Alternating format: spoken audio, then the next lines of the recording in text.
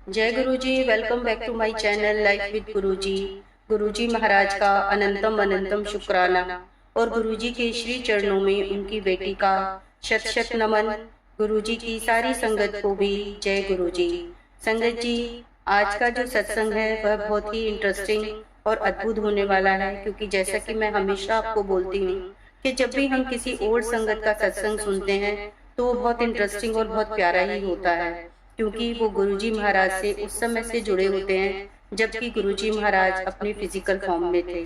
तो गुरुजी का आज सत्संग शुरू करने से पहले संगत जी, हमेशा की तरह पहले हम मंत्र जाप करेंगे। ओम नमः शिवाय, शिवजी सदा सहाय। ओम नमः शिवाय, गुरुजी सदा सहाय। जय गुरुजी, शुक्राना गुरुजी। और संगत जी, आशा करती हूँ कि आप जहाँ भी होंगे गुरुजी की छत्र छाया में गुरुजी के आशीर्वाद से स्वस्थ होंगे और खुश होंगे। संगत जी, अगर आप इस चैनल पर नए हैं तो चैनल को सब्सक्राइब कीजिए और वीडियो को भी लाइक कीजिए, शेयर कीजिए। ज़्यादा से ज़्यादा शेयर करेंगे तो संगत जी आपको भी गुरुजी महाराज की डबल ब्लेसिंग्स मिलेंगी। जैसे कि गुरुजी हमेशा बोलते थे कि सत्संग सुनने वाले का और सुनाने वाले का दोनों का कल्याण होता है।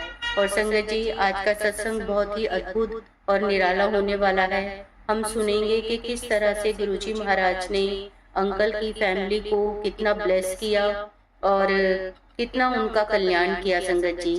और जरूर आज भी किसी न किसी संगत को इस सत्संग से बहुत सारे अपने सवालों के जवाब मिलेंगे। जैसा कि हर सत्संग में होता है, गुरुजी महाराज हमेशा कोई भी सत्संग, चाहे हम उस सत्संग को एक बार सुने, दो बार सुने, तीन बार सुने, संगत जी कोई भी सत्संग नया और पुराना नहीं होता।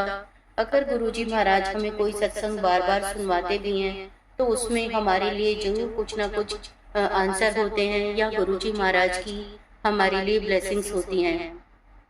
तो संगत जी, आज का जो सत्संग है ओल्ड संगत अंकल का सत्संग है, भसीन अंकल का। और भसीन अंकल को कौन नहीं जानता, वो 2002 से गुरुजी महाराज से जुड़े थे। और आज इस सत्संग में मैं आपके साथ यही शेयर करने जा रही हूँ कि भसीन अंकल को और उनकी फैमिली को गुरुजी महाराज ने कैसे ब्लेस किया, उनका किस तरह से कल्याण किया, उनको उनका फैमिली को पूरी तरह से स्वस्थ करने में और उनको कोठी का मालिक बनाने में गुरुजी ने कैसे उनका कल्याण किया संगत जी। तो चलिए शुरू करते हैं संगत जी। गुरु जैसा ना ही कोई दे, जिस मस्तक भाग सो लगाया से। संगत जी, गुरु जैसी कृपा कोई कर ही नहीं सकता, क्योंकि उससे बड़ा कोई देव ही नहीं है। जब गुरु का जन्म होता है ना, तो गुरु ने इतनी तपस्या की होती है ना कि उस परमात्मा अकाल पुरख, जो कि एक ज्योत के स्वरूप में है, उस अकाल पुरख को, एक गुरु को, उसकी माँ की कोख से, जिस माँ ने भी इतना तप किया हो, जिस माँ ने भी पिछले जन्म में इतनी तपस्या की हो ना, कि उसके कोख में से, जैसे कि हमारे गुरुजी ने डुगरी में जन्म लिया, वैसे ही संगत जी हमारे गुरुजी भी उस परमात्मा के कहने से हम सब लोगों के दुख दूर करने के लिए, हम सब लोगों के कष्ट करने के लिए और हम सबका कल्याण करने के लिए इस पृथ्वी लोक पर जन्म लिया गुरुजी ने। और गुरुजी की जो माता जी थी वो भी इसीलिए इतनी कहेंगे ना कि मतलब उनका ओहदा भी आप देखिए कहाँ रखेंगे, कि उस माँ ने भी कभी किसी पिछले जन्म में इतनी तपस्या करी होगी, इतना तप किया होगा, जो उनकी कोख में से गुरुजी महाराज ने जन्म लिया। मैंने भी जब गुरुजी, अब मैं संगत जी आपको भसीन अंकल का सत्संग शुरू करने जा रही हूँ और उसी तरह से ही आपको सुनाने की कोशिश करूंगी जैसा कि मैंने भी अंकल का सत्संग सुना। तो भसीन अंकल कहते हैं कि मैंने भी जब गुरुजी को ज्वाइन किया तो उषा भाटिया और बीबी भाटिया के थ्रू किया। ये कोई 2002 की बात है। हम दिल्ली से शिफ्ट हुए थे गुरुग्राम में।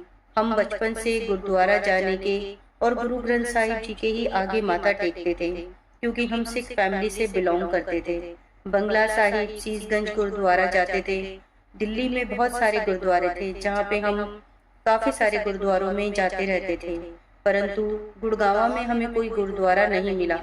तब हमारे बेटे ने अपने फ्रेंड रजत भाटिया से पूछा कि यहाँ कोई गुरुद्वारा है क्या, क्योंकि मेरे मम्मी पापा को गुरुद्वारे जाना होता है, पर यहाँ हम नए हैं और ओल्ड गुड़गांव में हमें कोई गुरुद्वारा नहीं मिला है।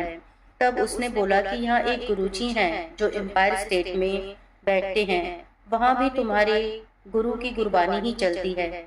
अपनी मम्मी पापा को बोलो कि मेरे मम्मी पापा से बात करें और हमारे साथ एम्पायर स्टेट चलें, उन्हें वहाँ बहुत अच्छा लगेगा। असल में संगत जी, हमें गुरुजी से मिलना था, वो शायद इस तरह से ही मिलना था। गुरुजी की यही प्लानिंग थी कि हम उनसे इस तरह से मिलें। बाकी गुरुजी ही जाने गुरुजी की प्लानिंग को और कौन जान सकता है।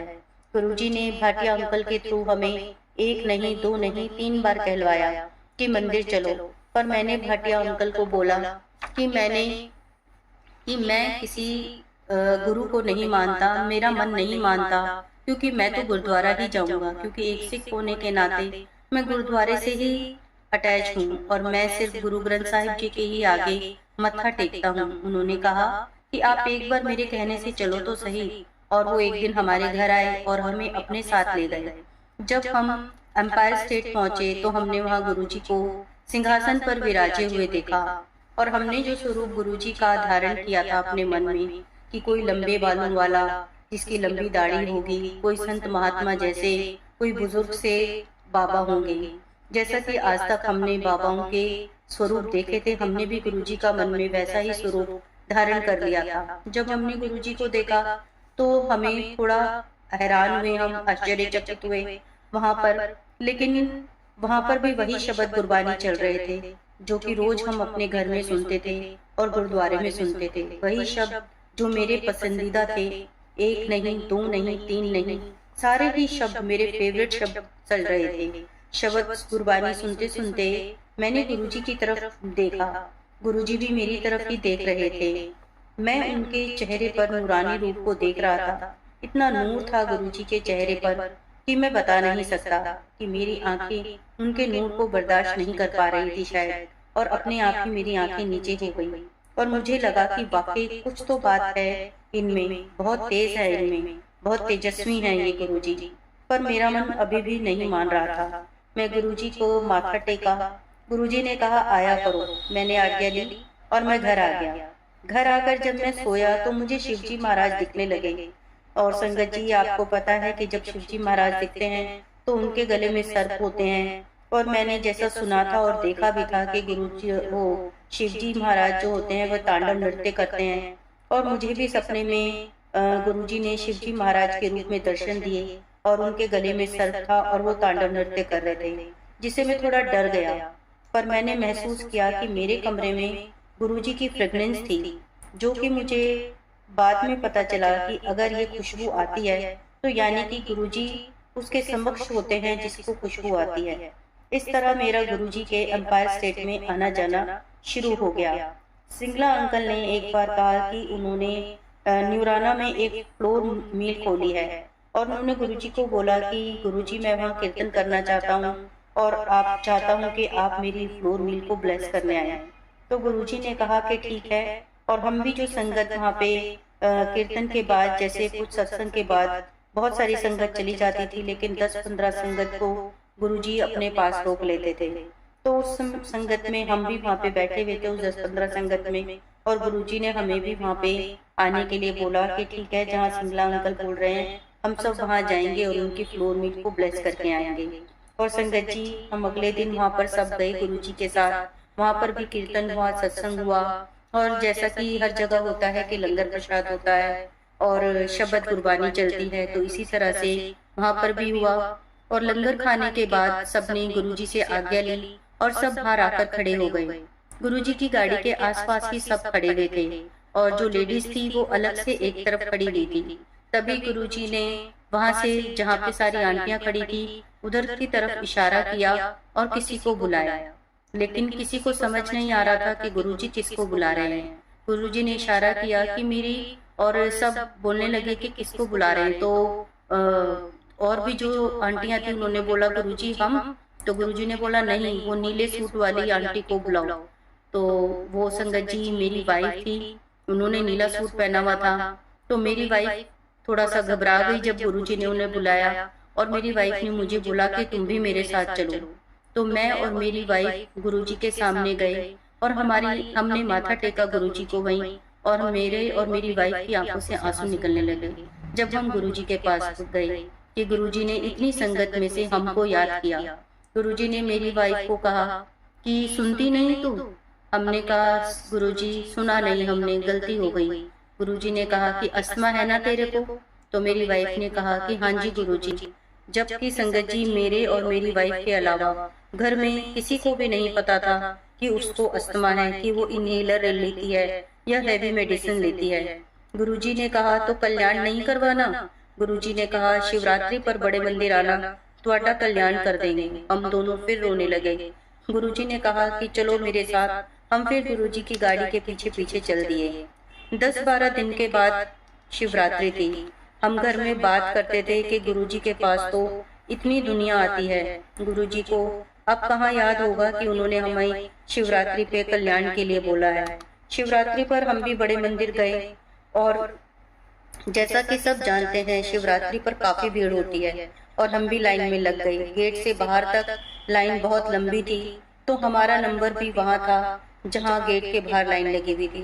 हमारे आगे एक लड़का खड़ा था, उसने भी गुरुजी को बोला था कि गुरुजी मैं 3rd फ्लोर पर रहता हूँ और मैं जब चढ़ता हूँ तो मेरी सांस फूल जाती है। इट मीन्स उसको हार्ट की प्रॉब्लम थी। उसको भी गुरुजी ने बोला था कि शिवरात्रि पर तेरा कल्याण कर देंगे। और जब लाइन में चलते हुए गुरुजी के पास पहुंचे तो गुरुजी अपने राइट हैंड की साइड पर प्रसाद की परात रखते थे। गुरुजी एक हाथ से संगत को प्रसाद देते थे और संगत के दोनों हाथ भर जाते थे। उस लड़के को प्रसाद देकर गुरुजी ने उसको बोला जा तेरा कल्याण कर देता। अब हमारा नंबर था। हमने सोचा पता नहीं गुरुजी को हमारे बारे में याद होगा या नहीं। फिर मैंने और मेरी आंटी ने गुरुजी के चरणों में माथा टेका। गुरुजी ने मुझे भी जलेबी का प्रसाद दिया और मेरी आंटी को भी जलेबी का ढेर सारा प्रसाद देकर कहा कि जा तेरा आज कल्याण कर देता, आज तेनू बिल्कुल ब्लेस कर देता। फिर हमने वहाँ बाहर बैठकर संगत जी पहले वहाँ बाहर नंदी लगे हुए थे और नंदी के पास बाहर बैठकर ये सब अपना प्रसाद खाते थे और हम भी वहाँ पर बैठकर अपना प्रसाद खाने लगे। मैं भी अपना जलेबी प्रसाद खाने लगा और आंटी ने भी अपनी जलेबी खाई। जैसा कि गुरुजी महाराज हमेशा सबको बोलते थे कि यहाँ पर खाओगे तो दवाई है और घर ले जाओगे तो मिठाई है, तो हमने वहीं पे अपना प्रसाद खाना शुरू करा। जब मेरी आंटी ने जलेबी खाई तो आंटी के हाथों में थोड़ी चाशनी रह गई। वहीं एक और आंटी बैठी थी, उन्होंने बोला कि इसको भी चाट लो, इसी में अमृत है। मेरी आंटी ने वो चाशनी भी चाटनी शुरू कर दी। जब वो चाशनी चाट रही थी तो उसने मेरी तरफ बड़े आश्चर्य ढंग से देखा। तो मैंने कहा क्या हुआ? उसने बोला कि मुझे कुछ बताना है। मैंने कहा अभी नहीं, अभी जो शब्द चल रहे हैं वो सुन लो, गाड़ी में बैठकर ही बात करेंगे। उसके बाद जब हम वहाँ गाड़ी में बैठे तो मेरी वाइफ ने कहा कि जब मैंने चाशनी चाटी तो मुझे इतनी जोर से फ्रेग्रेंस आई जैसे कि मेरी छाती के अंदर तक वो फ्रेग्रेंस चली गई और मुझे ऐसा फील हुआ कि जैसे मुझे बहुत रिलीफ मिला है, जैसे मेरा कोई बहुत बड़ा कष्ट कट गया है। तब मैंने कहा जय गुरुजी, गुरुजी ने बहुत बड़ा करिश्मा कर दिया है, गुरुजी ने तो तुम्हारा कल्याण कर दिया। संगत जी हम घर आ गए। ये बात है 2002 की और अब 2025 आ गया है, लेकिन आज तक भसीन आंटी को यानी कि मेरी वाइफ को ना तो कोई अस्थमा की शिकायत है, ना ही अब वो कोई मेडिसिन लेती हैं, ना ही इनहेलर लेती हैं और ना ही उनको कोई खांसी है। उस महाराज ने ऐसी कृपा की कि उस चीज को जड़ से ही खत्म कर दिया। इसका बहुत बहुत शुक्राना है। हमारा परिवार जितना भी गुरुजी महाराज का शुक्राना करे वो कम ही है। गुरुजी का अनंतम अनंतम शुक्राना। संगत जी गुरुजी की कृपा भी सब पर नहीं होती, ये भी विरले इंसानों पर ही होती है। होती तो सब पर है, जैसा कि गुरु ग्रंथ साहिब में लिखा है सबना ऊपर कृपा तेरी, किसे है थोड़ी किसे गनेरी। क्योंकि वो ऐसा दाता है, उसके भंडार भरे हुए हैं। वो युगों युगों तक भी हमें खिलाता रहे तो उसके भंडार खाली नहीं होते। संगत जी जैसा हमारे दरबार साहब गुरु हरविंदर साहब में रीठे का पेड़ लगा हुआ है, गुरु नानक जी ने उस पर हाथ लगाया तो वो रीठा कड़वे से मीठा हो गया। वो भी गुरु जी की तरह गुरु ही थे ना। इसी तरह जैसे उन्होंने नजर की सरोवर पर, कौवों ने सरोवर में डुबकी लगाई और कौवे हंस बनकर बाहर निकले। तो गुरुजी की कृपा सब पर है और सब पर हमेशा रहेगी भी। संगत जी ये मेरा एक सत्संग था और एक सत्संग मैं आपको और सुनाना चाहूँगा, जिसमें गुरुजी ने किस तरह से हमें हमारी कोठी ब्लेस की। संगत जी, पहले गुरुजी महाराज जो भी कोई संगत उनको शादी के कार्ड देने आती थी, तो उसमें से वो कुछ संगत को शादी के कार्ड अपनी मर्जी से बांट देते थे। और एक दिन ऐसा ही हुआ कि गुरुजी महाराज ने उस दिन मंदिर में संगत नहीं बुलाई थी और मैं भी अपने घर में ही था कि आज गुरुजी ने संगत नहीं बुलाई है और मैं घर में ही बैठा हुआ था कि तभी अर्जुन अंकल घर में गुरुजी महाराज ने जो कार्ड भेजा था एक शादी का, वो लेकर हमारे घर आए, जिसमें गुरुजी महाराज ने अपने हाथों से उस पर हमारा नाम लिखा हुआ था कि हमें शादी में जाना है। और अर्जुन अंकल ने आके कहा कि गुरुजी ने ये आपके लिए शादी का कार्ड भेजा है और इस शादी में आप सबको जरूर आना है। और संगत जी, मेरे को आज तक गुरुजी महाराज ने जितने भी शादी के कार्ड दिए हैं, मैंने वो सब आज तक संभाल के रखे हुए हैं और उनको मैं बहुत ब्लेसिंग समझता हूँ गुरुजी की, और बहुत अपने आप को प्राउड फील करता हूँ कि गुरुजी महाराज ने हमें इस लायक समझा कि वो हमें अपने साथ उन शादियों में लेके जाते थे। संगत जी, अर्जुन अंकल हमारे घर थोड़ी देर बैठे, हमने गुरुजी की बातें करी और फिर अर्जुन अंकल चले गए। जब अर्जुन अंकल नेक्स्ट मॉर्निंग गुरुजी से मिले तो गुरुजी ने उनसे पूछा कि तूने कार्ड दिया? तो उन्होंने बोला हाँ गुरुजी, मैं कार्ड देकर आ गया। तो गुरुजी ने बोला कि तुझे उसका एड्रेस पता था? तो उन्होंने बोला हाँ गुरुजी, मुझे एड्रेस पता था। तो बोलने लगे गुरुजी कि उनकी कोठी तो वहाँ है। तो उन्होंने बोला कि अगर मैं गलत नहीं हूँ तो गुरुजी उनकी कोठी नहीं है, उनका फ्लैट है और फर्स्ट फ्लोर पे उनका फेज बी में है। लेकिन गुरुजी ने बोला कि नहीं, तेरे को गलती लग रही है, दोबारा जाके देखियो, उनकी कोठी है। तो संगत जी, गुरुजी की आज्ञा थी, इसलिए अर्जुन अंकल फिर हमारे घर आए और अर्जुन अंकल ने आके मेरे को बोला कि आपका तो ये फ्लैट ही है ना, लेकिन गुरुजी ने मुझे दोबारा भेजा है कि नहीं, भसीन अंकल दी कोठी है। तो मैं हंसने लगा कि अब जब गुरुजी ने अपने मुंह से बोल ही दिया है कि कोठी है तो फिर ये कोठी है, अगर नहीं है तो हो जाएगी। इसका मतलब मैं समझ गया था कि गुरुजी महाराज ने हमें कोठी ब्लेस कर दिया है। तो संगत जी, उसके थोड़े दिन बाद ही हम इस बात को भूल गए और मैं पंजाब किसी काम से गया हुआ था और पीछे से जो हमारे ऑनर थे, हमारे उसके मालिक थे, वो वहाँ पे आके नीचे कुछ उनकी दूसरे टेनेंट से लड़ाई हो रही थी और मेरा बेटा और मेरी वाइफ भसीन आंटी ऊपर से देख रहे थे। जब थोड़ी ज्यादा शोरगुल हो गया तो मेरे बेटे ने उनको बुलाया कि आप अंकल ऊपर आ जाओ, हमारे यहाँ आओ, पानी पियो, इधर आ जाओ। तो वो जब ऊपर आए तो मेरे बेटे ने बोला कि अंकल अगर आपको ये चाहिए तो आप हमारा ये ले लो, और हम तो वैसे भी किसी दूसरे ब्लॉक में या दूसरे फेज में कोई छोटी सी कोठी लेना चाह रहे हैं, तो अगर आपको दिक्कत हो रही है, आप उस टेनेंट से लड़ रहे हो, तो आप ये वाला ले लो, हमारा वाला ले लो, हम वैसे भी ढूंढ रहे हैं, हम कहीं ना कहीं दूसरी कोठी लेंगे। तो उन्होंने बोला जो हमारे ऑनर थे कि नहीं नहीं, ऐसी कोई बात नहीं है और मुझे इसकी कोई जरूरत नहीं है, मेरे पास तो और भी बहुत सारी प्रॉपर्टी है, लेकिन वो मेरे को थोड़ा परेशान करते हैं, थोड़ा रेंट सही समय पे नहीं देते, तो इसीलिए मैं उनसे थोड़ा सा लड़ाई कर रहा था, बाकी ऐसी कोई बात नहीं है और आपको कहीं जाने की जरूरत नहीं, अगर आपको चाहिए तो आप ही ये सारी ले लो। तो मेरे बेटे ने और मेरी वाइफ ने समझा कि मतलब ये सारा जो, क्योंकि संगत जी हम फर्स्ट फ्लोर पे रहते थे और नीचे बेसमेंट भी था और ऊपर सेकंड फ्लोर था और छत थी, तो मेरे बेटे ने और मेरी वाइफ ने समझा कि ये सारा का सारा हमें देने की बात कर रहे हैं, यानी कि हम खरीद लें सारा का सारा। तो उसी टाइम मेरे बेटे ने मेरे को फोन किया कि ऐसे ऐसे यहाँ पे वो हो गया था, उन्होंने मुझे सारा बताया कि और अब आप पूरी कोशिश करो कि ये किसी तरह से सारा हमारा हो जाए, और वो तो चाह रहे हैं कि हम ये खरीद लें और ये कोठी पूरी हमारी हो जाए। तो मैंने बोला उन्होंने ऐसे ही बोल दिया होगा, तुम्हें शायद कोई गलती लगी है, लेकिन उन्होंने बोला नहीं ऐसी बात नहीं है। तो जब मैं वापस आया तो हमने उनको एक दिन डिनर पे बुलाया, वो बंगाली थे और हमने उनको अच्छे से डिनर करवाया। उसके बाद उन्होंने हमसे पूछा, वो हस्बैंड वाइफ आए थे, कि बताइए आपने हमें क्यों बुलाया डिनर पे, क्या बात करनी है। तब मैंने उनको यही बोला कि बात यही करनी है कि उस दिन आप यहाँ पे थोड़ा आपकी लड़ाई हो गई थी, आपकी आर्गुमेंट हो गई थी और मेरे बेटे और वाइफ ने आपको बुलाया था, तो आपने ऐसे ऐसे बोला था और हम लोग सोच रहे हैं कि अगर आप देना चाह रहे हैं तो आप ये पूरी कोठी हमें दे सकते हैं, हम खरीदने के इच्छुक हैं। तो वो एकदम से मान गए संगत जी और उन्होंने बोला कि ठीक है, हम पूरा आपको ही दे देंगे। तो हमने उनसे बोला कि क्या रेट है, कितने पैसे लेंगे। तो उन्होंने बोला जो भी मार्केट रेट चल रहा है आपको पता कर लीजिए और उससे 4-5 लाख रुपए आप हमें कम दे देना। तो संगत जी उन्होंने अपने आप से ही मतलब मार्केट रेट से 4-5 लाख रुपए कम में हमसे बात की।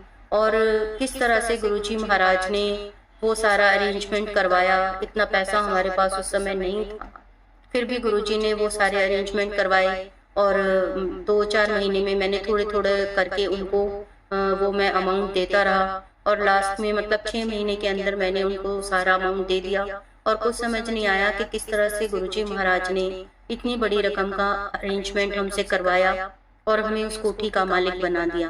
तो संगत जी गुरुजी महाराज जब भी कोई अपने मुख से बात कहते हैं तो वो बात पत्थर की लकीर होती है, क्योंकि गुरुजी महाराज को हमारा आगे का सब पता है कि हमारे लिए प्लानिंग उन्होंने पहले ही कर रखी होती है। और संगत जी भसीन अंकल का यही सत्संग था और आई होप कि आप सबको अंकल का सत्संग बहुत अच्छा लगा होगा कि किस तरह से गुरुजी महाराज ने पहले उनकी हेल्थ ब्लेस की, उनकी आंटी की, और फिर जैसा गुरुजी महाराज की प्लानिंग थी उनको वो कोठी भी ब्लेस की। तो संगत जी देखिए ऐसे हैं हमारे गुरुजी महाराज जो हमारे फ्यूचर तक की प्लानिंग करके रखते हैं। और अगर हमारा कोई छोटा सा काम नहीं होता तो हम परेशान हो जाते हैं कि गुरुजी ने हमारा ये काम नहीं किया, लेकिन संगत जी वो गुरुजी की प्लानिंग होती है। गुरुजी जाने जान है, उनको पता है कि हमारे लिए क्या अच्छा है और क्या बुरा है। इसलिए हमें गुरुजी पे फेथ रखना चाहिए, हमें गुरुजी पे भरोसा रखना चाहिए कि वो हमारी अगर हम अपनी लाइफ की बागडोर अपने गुरुजी महाराज पे छोड़ देंगे तो वो उसको बिल्कुल सीधा हाँकेंगे। उनको सब पता है कि हमारे लिए कब उन्हें क्या करना है। उनकी जो प्लानिंग है उससे अच्छी प्लानिंग संगत जी हम नहीं कर सकते। इसलिए गुरुजी महाराज पे फेथ रखिए, भरोसा रखिए। हम बहुत सौभाग्यशाली है संगत जी कि हम एक भगवान से, अपने शिव जी महाराज से, अपने गुरुजी से जुड़े हुए हैं। तो हमें इतनी वरी करने की ज़रूरत नहीं है।